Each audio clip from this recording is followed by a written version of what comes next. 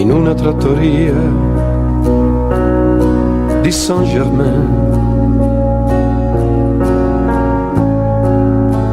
A metà di gennaio bevevo il mio caffè in solitudine e in fronte a me due parlavano di sé, del loro amore, o forse no, questo non lo so. E con loro c'era una bambina, 10 anni, non di più. Una bambina, 10 anni e non di più. Gli occhi su di me, lei si alzò, venne verso di me,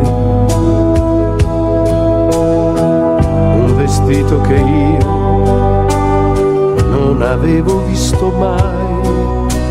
Io la guardai, il viso, i capelli suoi, veniva giù dal nord, o forse no, questo non lo so.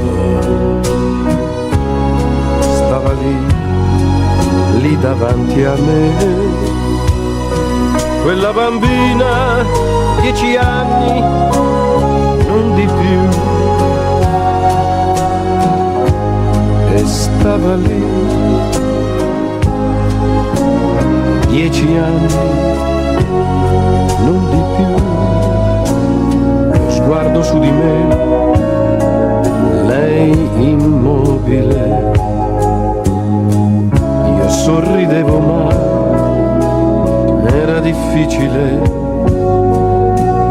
Lei non sorrideva mai, quegli occhi su di me, quegli occhi su di me,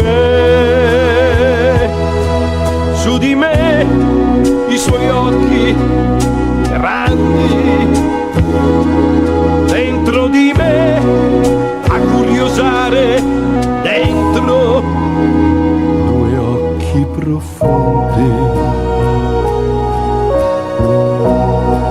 Mi affascinava, sì, mi affascinava.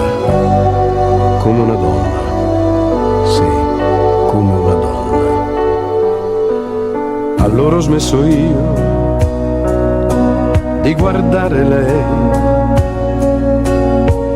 Lei si è allontanata, mi aveva visto sì, così turbato, ma questo è già difficile da dire,